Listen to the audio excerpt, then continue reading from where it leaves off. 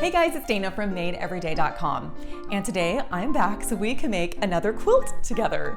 Hopefully you brushed up on your basics in my previous video called the Ultimate Quilt Video, and today we're going to take your skills up just a little notch. We're going to make this really fun candy quilt. Look at all those little candies on there. It's so much fun to make. I love it.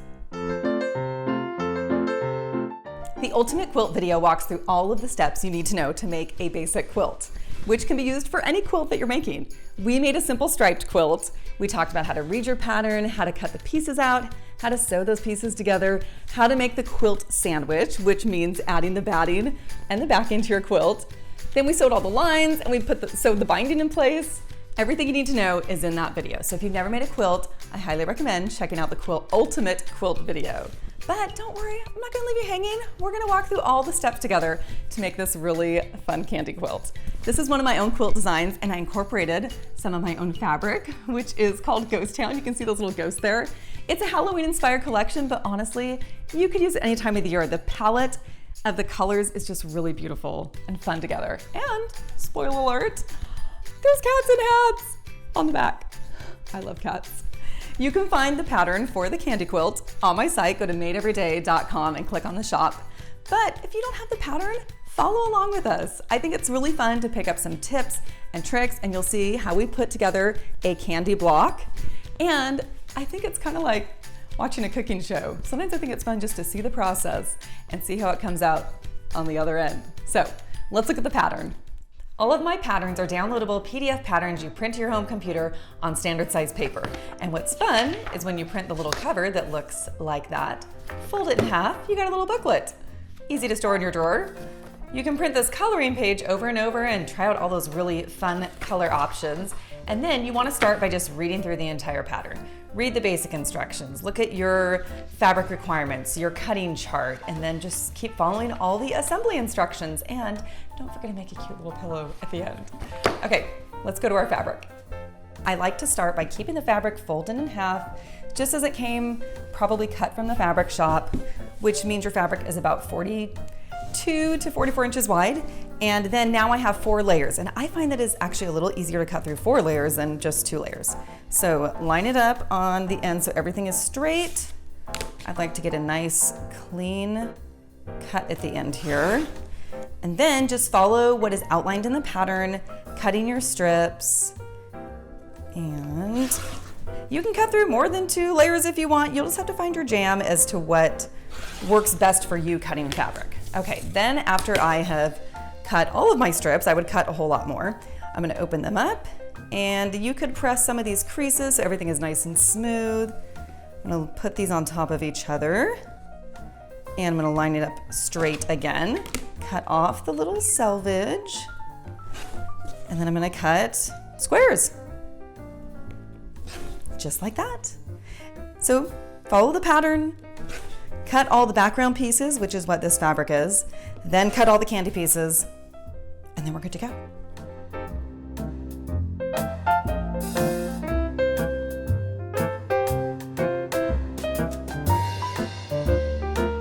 I am all done cutting my fabric for the candy blocks. I've got the background fabric, I've got the candy fabric, and I did not cut the sashing and border right now. You could cut that now, you could cut it later, but definitely hold on to all of these little remnant pieces from the strips that we cut.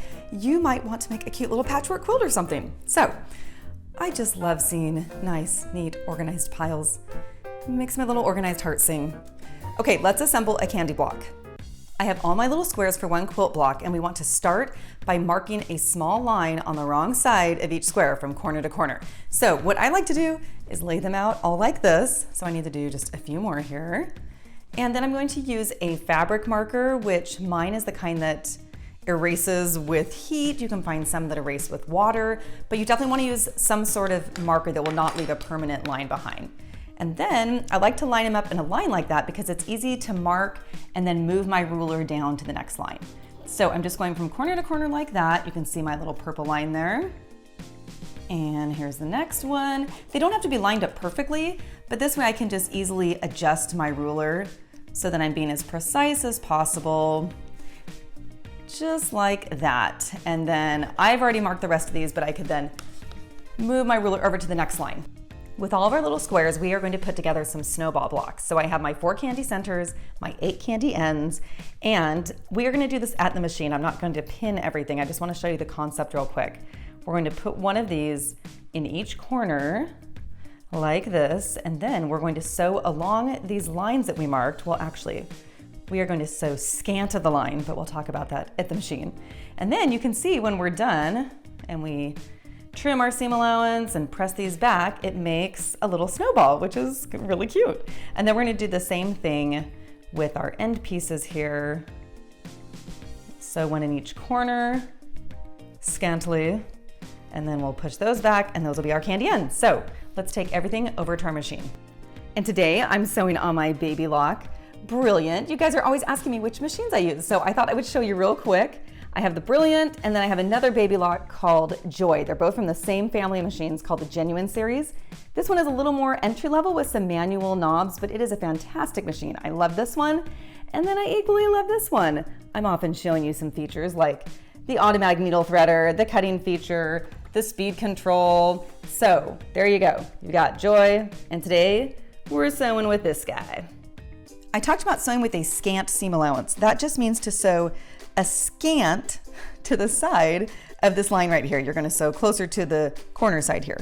So if I put my presser foot down here, I am just going to sew a little scantily to the right. You can see my stitch line right there next to the line that we marked. And that's helpful because when we fold this corner up, it just allows a little extra wiggle room to give us a nice full square corner. I find that when I sew right on top of the line, it comes up a little bit short like that. So I recommend the scant seam allowance. Now we're going to chain sew those other 3 pieces together. A really efficient way to sew your pieces is with chain sewing. And if that's not your style, no big deal. You can sew each corner individually, just like I showed you in the previous step. But with chain sewing, we sew the same step over and over on each piece. We'll sew this corner through our machine without starting and stopping in between. Then we'll rotate and do the next corner. I like to lay out my pieces like this right next to my machine so that once I feed one through, I can just grab the next one and keep going. Sewing my piece like that. Then when I get to the end, I just sew off a little bit so that that fabric is not in the way. And I bring my next one. I like to lift my presser foot up a little bit. Sew that one like that. Grab my next one. Again, make sure everything is lined up here. Trying to be as precise as possible. Sewing that one. And if I'm going too fast, I can use that speed control to slow down. And then, whoop, cut my threads. When we're done, we have this little chain here that we can then cut apart, and we would place our next squares on these corners. Get everything prepared on my sewing table right next to where I'm sewing. And we would just go on to the next one. Sew that one, sew this one, sew the next one until we have all 4 corners sewn. We have our 4 pieces here, and I love seeing this secondary design with the little plus sign. It's kind of cool. Now we want to trim all of these little corners. We're going to trim off the seam allowance there. I like to do it 4 at a time because I like to be efficient. But if you feel like that is not going to be accurate enough for you, then do it 1 at a time or 2 at a time. And just try to line them up as well as you can. There's a little bit of wiggle room because we're cutting a 1/4 inch. So I'm going to line up my ruler with the stitch line that we've sewed and cut all 4 pieces at the same time. If you have one of those cutting mats that rotates, that's super fancy. And you can, whoops, you can just spin that little thing as you go. So you're going to cut all 4 off, and then we are going to press our seams. And see, I am not cutting very well there. Okay, let's pull our pressing mat over. And I like to do these 2 at a time. So that's kind of fun. It looks a little bit like a snowball right now, doesn't it? So I will bring my iron over, and I like to, there are different ways to press. You can press to the side, you can press to the other side like that, you can press the seam open. I like to go with how is the seam feeling? And to me, this seam feels like it naturally wants to go up like that. I also feel that that gives me a little bit more ability to get a straight corner like that.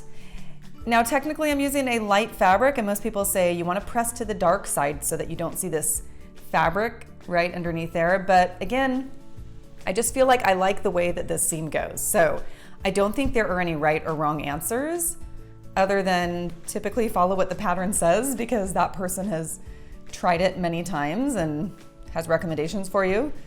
But you are the maker, so do it how you're gonna do it. Okay, so there we go, we got one.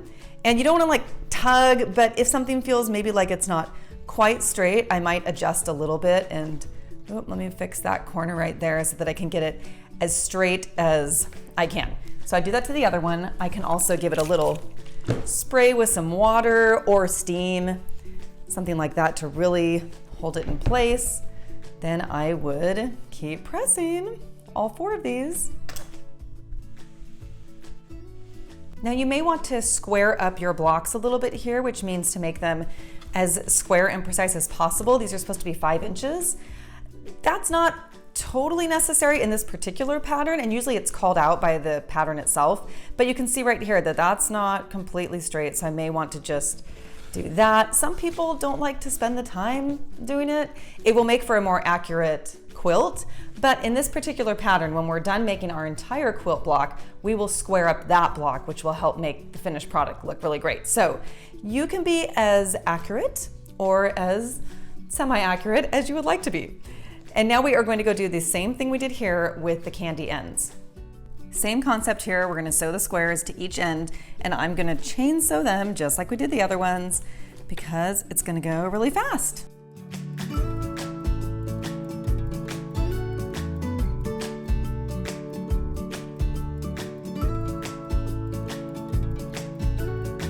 I love this cute little chain of ghosts. You can start with a little finger press. I feel like that helps first, and then come in with your iron. Same thing over here, trying to make it as square as I can so that when it's done, it looks great. Finger press, and then my iron. We are ready to start assembling. We have our candy centers, our candy ends, and 3 of these pieces that are the same size as the ends. So we're gonna put it together in a few different sub pieces. We're gonna start with our centerpiece, which goes like this. So when we go to our machine, whoops, that direction, we will sew this piece to this piece to this piece. Then we're gonna make 2 candies identical like this with our candy ends. Doesn't that look so cute? Like a piece of taffy. So there we go. And then we're gonna sew these other 2 pieces to the end of that. And then for these 2, they each get just 1 end piece for the time being. So you can see how those different pieces look. So we have same, centerpiece. We're using a 1/4 inch seam allowance, which is what most quilting calls for.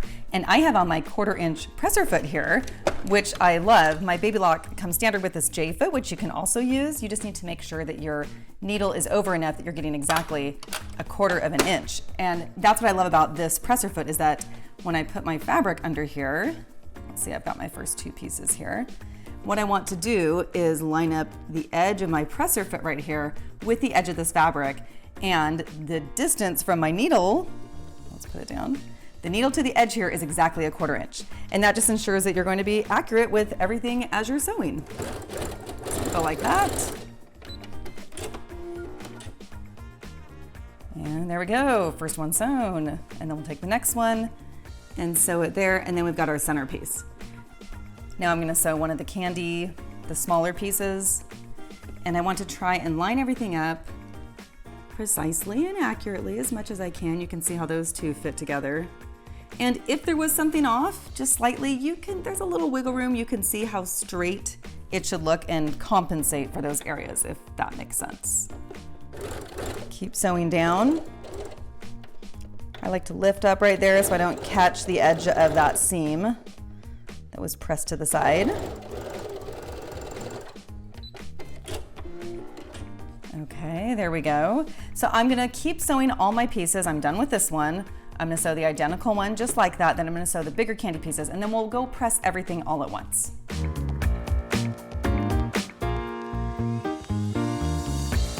we've sewn our 5 pieces. Now we want to press the seams.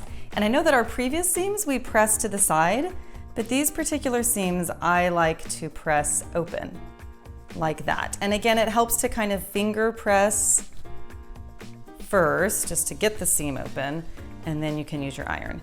Now, I'm sure that, well, a purist would probably tell you that maybe that's a bad idea, that everything needs to be so pressed to the side or all pressed to open. But hey, it's your adventure, so you can press how you like.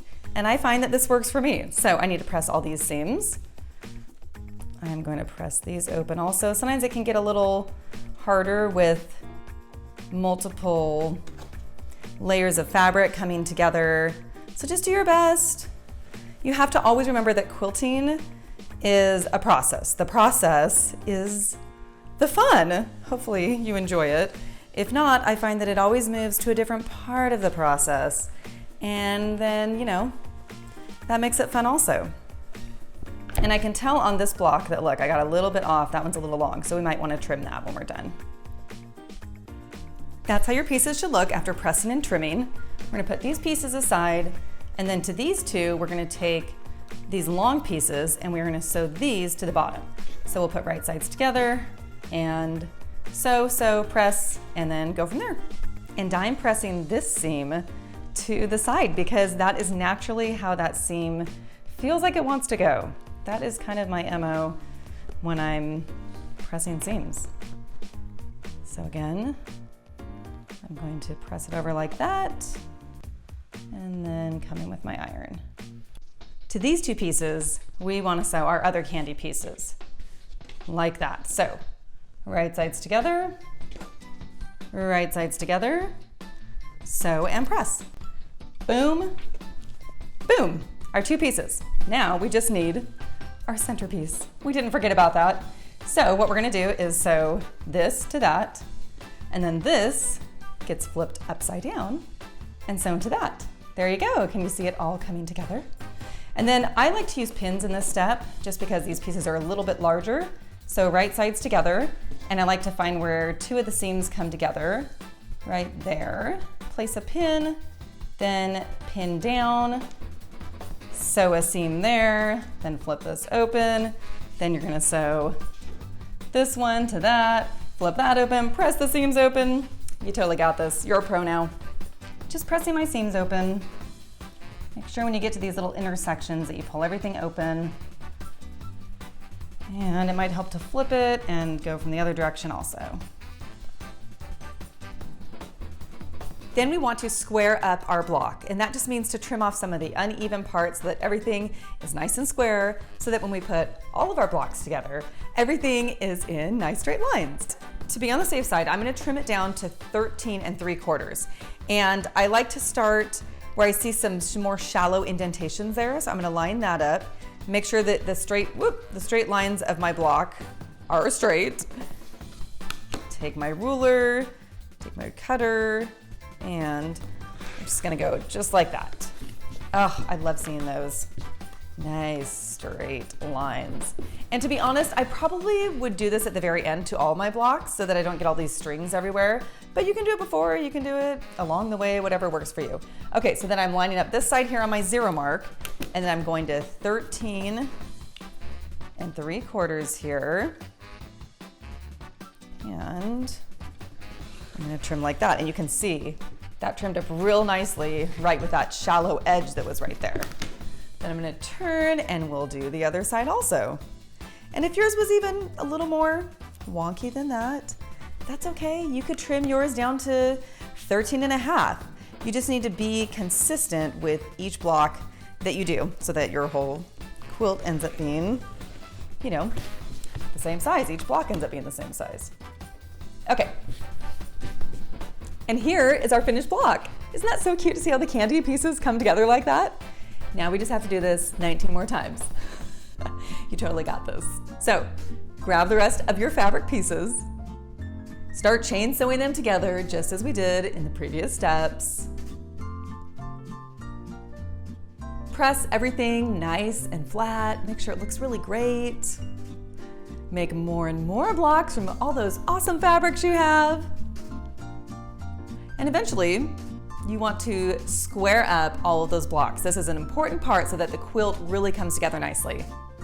And when you're all done with your blocks, it's time to gather them together, put them in the right order, and let's start assembling with our sashing pieces, our vertical and horizontal sashing, to make it all come together as a quilt. I've sewn my first piece of sashing here, and doesn't that just look so awesome? I love seeing everything come together. Now I'm going to take my next piece of sashing, and because we squared up all of our blocks, everything is nice and straight and should come together fairly easy for us.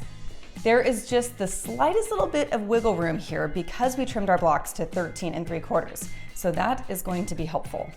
Now I'm going to go to my machine and sew with my 1/4 inch seam allowance and press my seam open.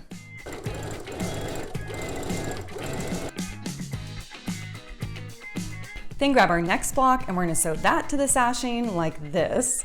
And a great way to keep everything straight is to flip it over like that and line it up at the top, of course, but then make sure everything is lined up with the block so that your row doesn't start to get, slightly wonky like that. So that looks pretty good. Then we are going to go to our machine, sew it in place, press everything, and then just continue this process with all of your blocks and all of your rows.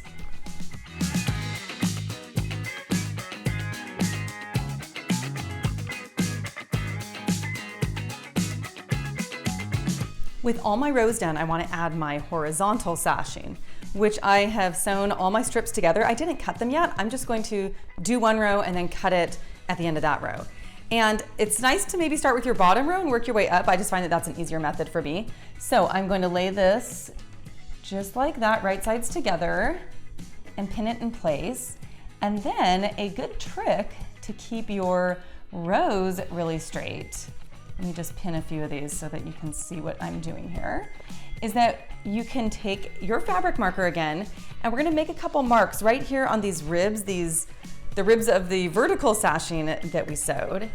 If you mark just like this, then when we sew this in place, flip it up, we can attach our next row at those same spots and everything will stay in line for us. Just like that.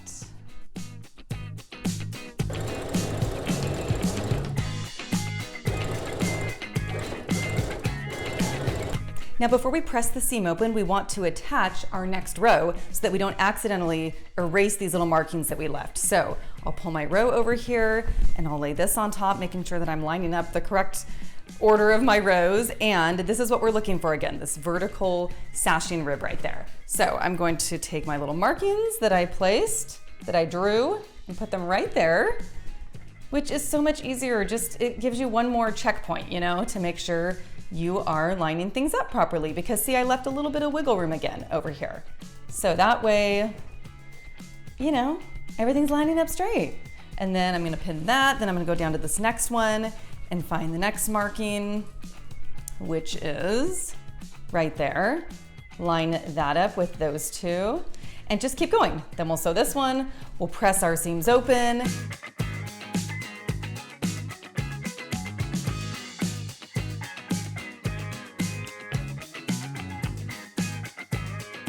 Then we want to square up our entire quilt by trimming off all those little sashing pieces on the ends. And then we want to add our border, similar to how we added the sashing, on all the sides of the quilt.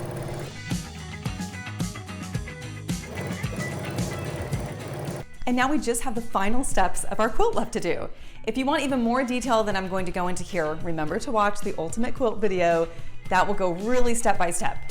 But first we want to start by making our backing. I'm going to take 2 large pieces of fabric and sew them together so I have a backing large enough for this size of quilt. It helps to do this on the floor so I can match up the print of my fabric. Doing my best to make all those little cats look like they're in the same line. Then I want to make the quilt sandwich.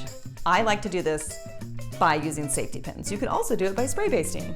I'm going to tape my fabric right side down on the floor, place my batting on top, press everything with my iron. I feel like the iron is awesome. It helps get all the wrinkles out. Then I'm gonna lay my quilt top on top, facing up, iron that again, tape that down again. And then bring out those trusty safety pins. I like to use the ones that are a little bit bent. helps them go through a little easier.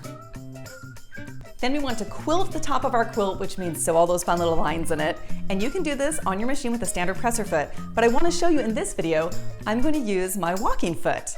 I can get one from my Baby Lock machine, and it's really awesome because it's just a little attachment. I know it can look daunting at first, but it really helps the fabric go smoothly through your machine, making sure that none of the layers are slipping. It has separate feed dogs that help get the fabric through. And if you need more info on feed dogs, check out my beginner sewing, how to use a sewing machine video. Then quilt all those lines. Listen to something fun while you're going. Now we just need to sew our binding. I'm gonna sew it to the front of my quilt first, flip it around to the back side, get those corners all mitered and perfect and everything in place. And then hand sew the binding in place.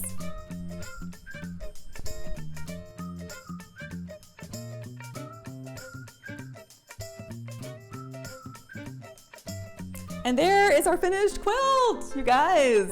Good job, you made something that was a little more intricate and detailed. Hopefully you feel accomplished. Quilting is pretty fun because it's all about the different steps in the process and moving from one part of the process to the next. Anyway, I am so pleased with this, and the pattern also comes with a pillow option, so make sure you check that out. It just takes one quilt block to make that. So for more ideas and tutorials, you can head to my website, madeeveryday.com. And for all of your sewing machine needs, and to check out that walking foot, head to babylock.com, where it's all for the love of sewing. I'll see you next time. Bye.